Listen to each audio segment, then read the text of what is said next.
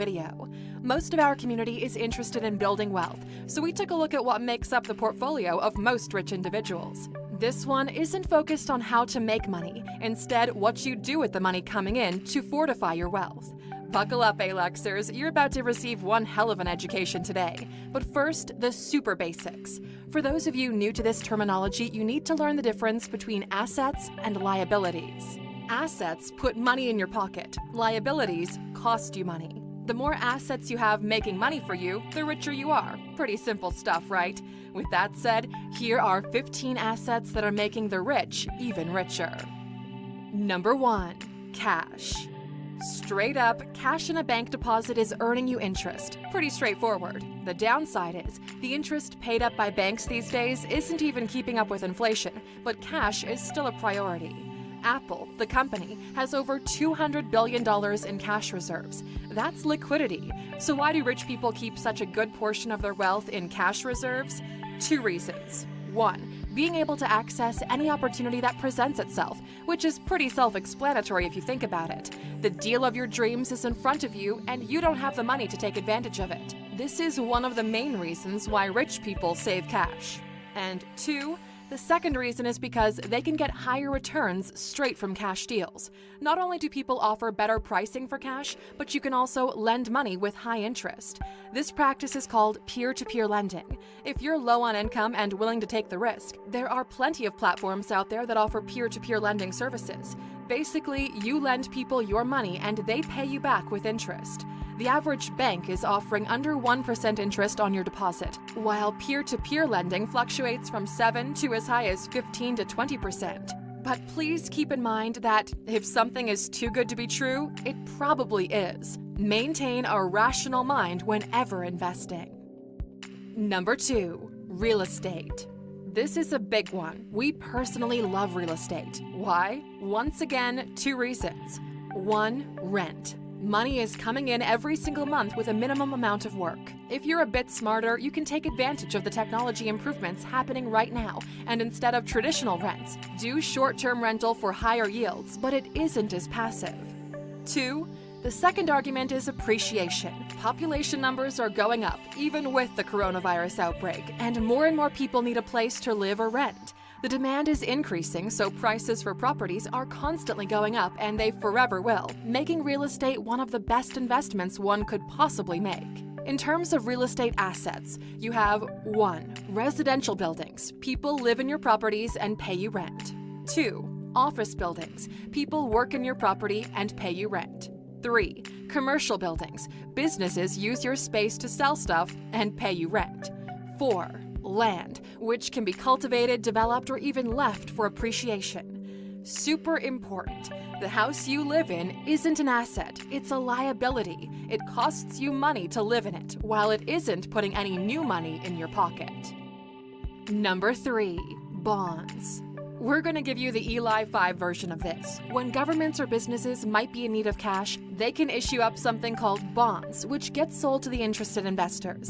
Through these bonds, the government or the business vows to pay the person buying the bonds a certain amount of money every month. Generally, bonds have an expiry date on them from 1 month up to 30 years. These are super safe investments because they're mostly backed by the government. But as you probably know by now, low risk in business translates to low rewards as well. Bonds are usually in the 3% yearly return range, which is better than what most banks offer, but not high enough to get a beginner investor excited. When the bond reaches its end, the principal amount is returned to the investor. The main ways people buy bonds are 1. Directly from the Treasury Department, or 2. Through a brokerage firm. Number 4. Stocks. Stocks are not as complicated as those Wall Street firms make you believe.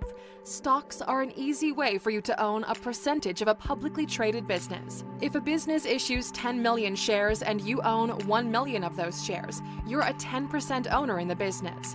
This incredible breakthrough in financial instruments has allowed the average person to own a stake in some of the most lucrative companies of our day with very low entry barriers. Here's how much you need to pay to purchase 1 share into these companies. There are many platforms out there that allow you to purchase this type of share and invest it in the stock market. The most common and trending platforms for buying and trading stocks right now are Plus 500, eToro, Trade24, Robinhood, Revolut, and so on. By the way, we're not affiliated with any of these companies, although they should reach out since it would be a great case study breaking down how to make money using these platforms. We'll keep an eye out for an email. Number 5. Mutual and index funds. If stocks allow you to purchase shares in a company one by one, mutual funds and index funds bring in multiple companies together so you're buying into the entire basket of companies as a whole. Why is this better? Basically, you're more diversified, so it's a safer investment to make. Statistically, index funds are the best performing asset class. The 5 most popular index funds are the following, in no particular order: Fidelity Zero Large Cap Index, Vanguard S&P 500 ETF, SPDR S&P 500 ETF Trust, iShares Core S&P 500 ETF, and Schwab S&P 500 Index Fund. If you want to start buying stocks one at a time, you're statistically more likely to screw up. You're not going to be one of those miracle traders that beats the market year over year. You don't have that kind of info, and it's super complicated to try and compete with the big boys. That's where index funds come in. S&P 500 brings together the best 500 performing companies. When a company falls off the top 500, it gets replaced with a new great performing one. The average annualized total return for the S&P 500 index over the past 90 years is 9.8%. Out of the 5 mentioned, Vanguard is our top pick. Index funds should be in every portfolio of everyone who's looking to build wealth long term. If this is something you're interested in, the best resource available for this is a book by, surprisingly, Tony Robbins called Money, Master the Game, in which all of this is broken down for you. We recommended it to our parents as the go-to resource for retirement. Even better, if you go to alux.com/freebook and this is your first time signing up, you can get the audiobook version for free thanks to our friends at Audible, who've been so generous enough to continuously support our community, unlike all these other brands we've included in the video. Get the book, listen to it, and you'll understand everything you need to build wealth in a safe and smooth way. Number 6. Equipment. Anything that generates money for you or helps you make money faster is considered an asset. If you're a farmer, the tractor is an asset. If you're a programmer, the laptop is an asset. If you're an Uber driver, your car is an asset. Whether or not something is an asset or a liability changes depending on if it had a direct correlation to the money you're generating. Unless your income is directly dependent on the car, buying one counts as a liability. It's very often that people confuse the two. They try to justify it as an asset, when in reality, they're mismanaging their own finances due to the lack of self-control. You don't need the most expensive laptop on the market to watch YouTube videos. Maybe at some point in the future we'll make a video on the differences between current and non-current assets and how those affect your accounting. But for the time being, we're keeping it simple. Number 7. Patents. Patents are awesome. For those of you unfamiliar with them, when you invent something new, you can protect your invention by filing a patent. It's a document that certifies you as the inventor and describes in detail what your invention does. With this protection in place, companies have to pay money in order to use your innovation. If they don't, you get to sue them. Patents are incredibly powerful and valuable in the business world. A single patent can make you rich, and all the best inventions are backed by patents. Just to put things into perspective, here are most of the US patents received last year. And here's the company with the most US patents granted every year. But it's not just big companies that rely on patents. Remember the Slinky? It made over $3 billion in sales. Scott Stillinger invented the Koosh Ball, which got bought out by Hasbro for $100 million back in '97. That animatronic fish you saw on everyone's wall a few years ago, called Big Mouth Billy Bass, is also worth over $100 million, and the list goes on and on. Magic 8 Ball, hula hoops, or anything you've seen on Shark Tank or the Tala Shopping Channel. Number 8. Trademarks. If patents protect your invention, trademarks protect your symbols, words, or phrases. It's pretty obvious why this is a big deal when it comes to the logo or the name of a brand, but here's where things get super interesting. If you own a valuable trademark that has a marketable value, you can license it to people to use it for commercial purposes, and they pay you in return. Our all-time favorite story is the one of Michael Buffer, who in 1992 trademarked the catchphrase you can now see on your screen. It's super catchy, entertaining, you know exactly how it sounds, and every single time it's said in a commercial manner, you need to write a check to Michael. Since trademarking it, he's made over $400 million just from one catchphrase. Beyoncé trademarked the name of her daughter, Blue Ivy Carter, before she was born, just to make sure nobody uses it commercially. Trademarks can be local or international, but good luck enforcing it. And just to keep things interesting, 1 in 5 US companies says there are companies in China infringing on their intellectual property. This is actually one of the main reasons why China has been growing so quickly, the complete disregard for intellectual property rights. China is stealing over $600 billion in IP from the rest of the world every single year. But anyway, let's get back to the assets that make you rich. Number 9. Brand and goodwill. There are subtle differences between brand and goodwill, but both are super valuable to any business. A brand is the footprint a company leaves in the minds of consumers, what they stand for, and what they present themselves as being. Goodwill is the emotional affection people have towards your brand.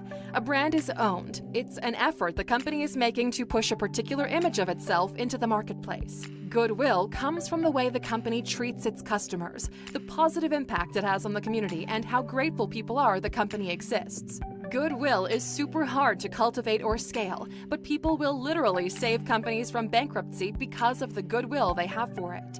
There are companies which became incredibly successful just through branding alone. The Kardashian family is a great example of this, but if Kim or Kylie attach their name to anything, they can drive sales like nobody else. We're not sure if Kylie's lip kits are actually any better than her competition, but it made her a billionaire.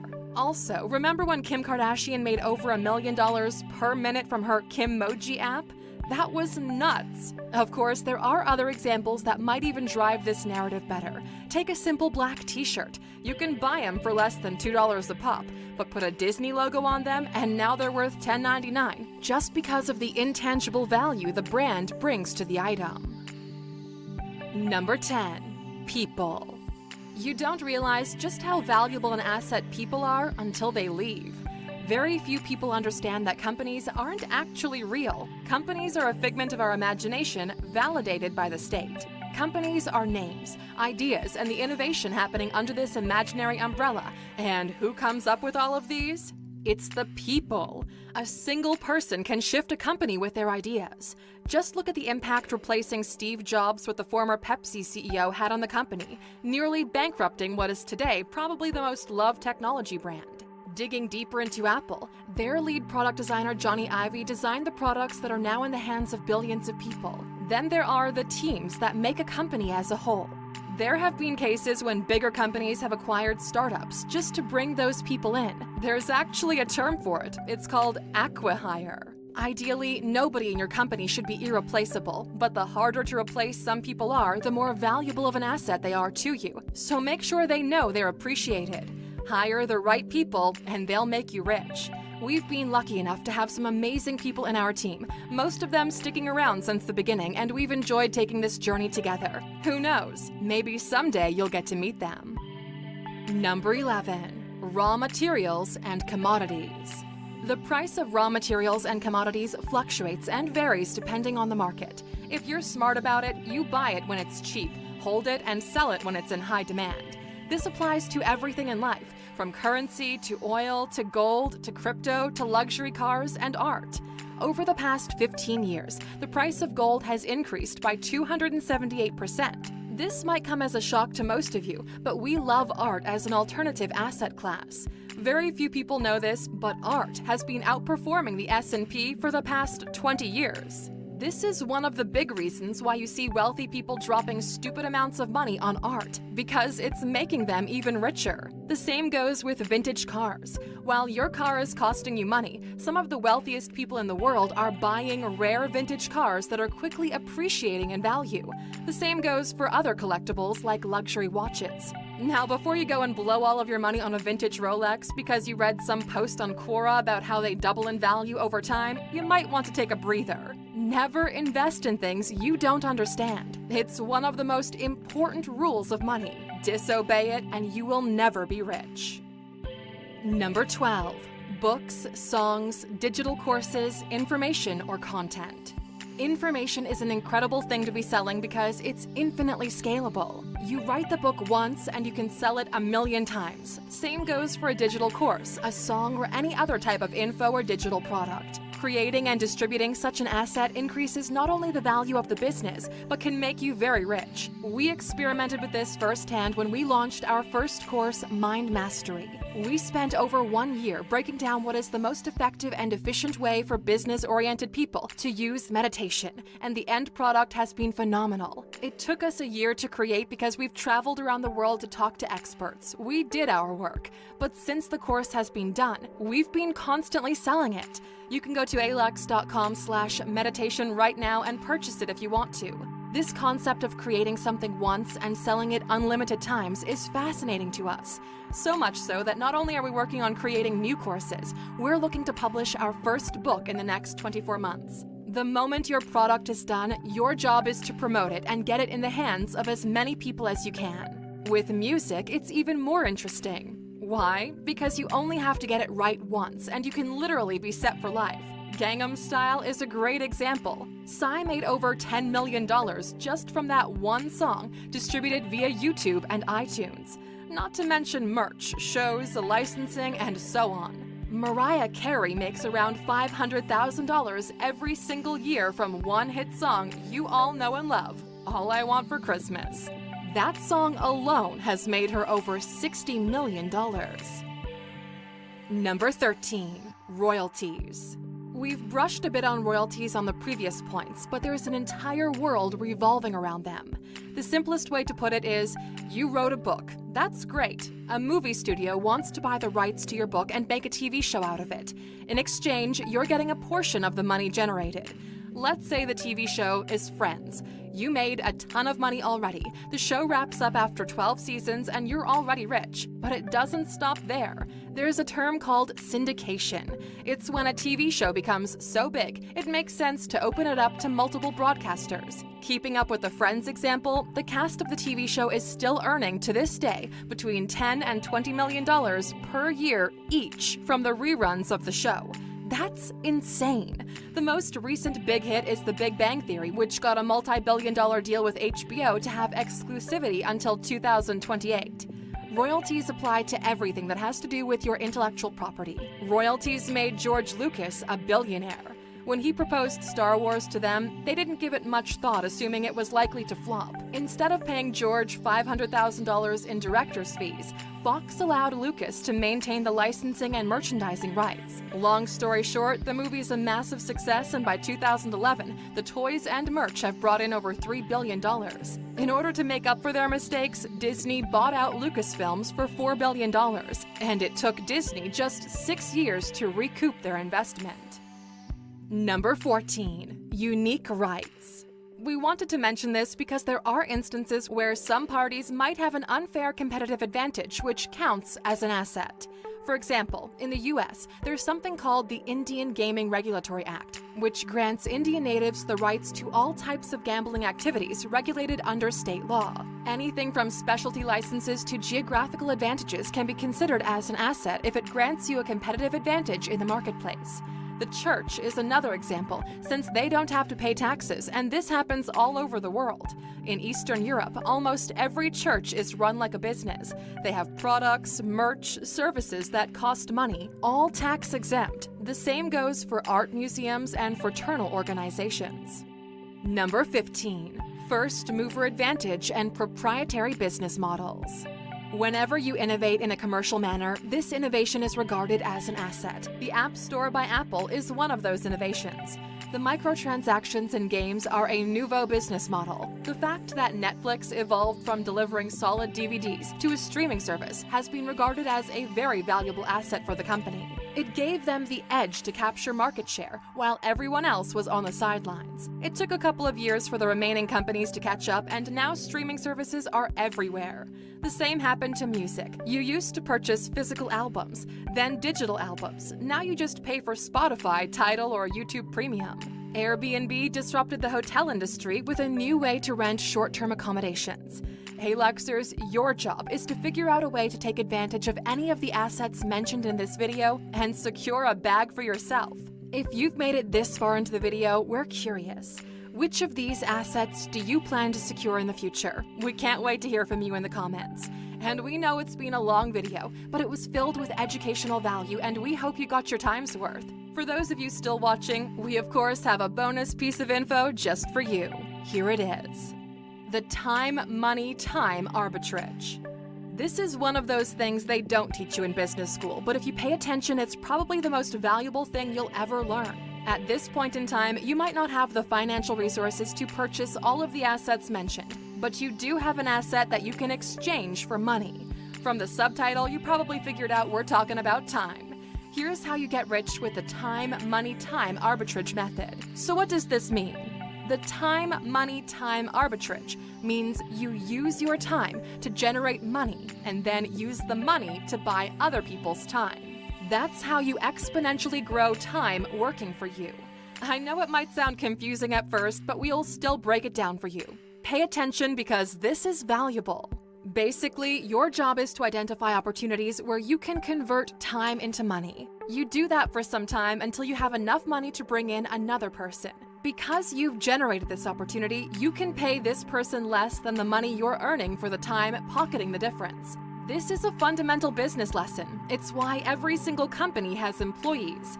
Every single person in an organization is generating more value for the company than they are being paid by the company, and the company is keeping the difference. This is called profit. This profit is the reward of solving the time, money, time arbitrage problem. If you're new to business, work your ass off trading your own time for money, and then figure out how you can use this arbitrage to build a real business. Every business owner out there understands this methodology, but very few other people know about it because they're never thinking like a business owner does.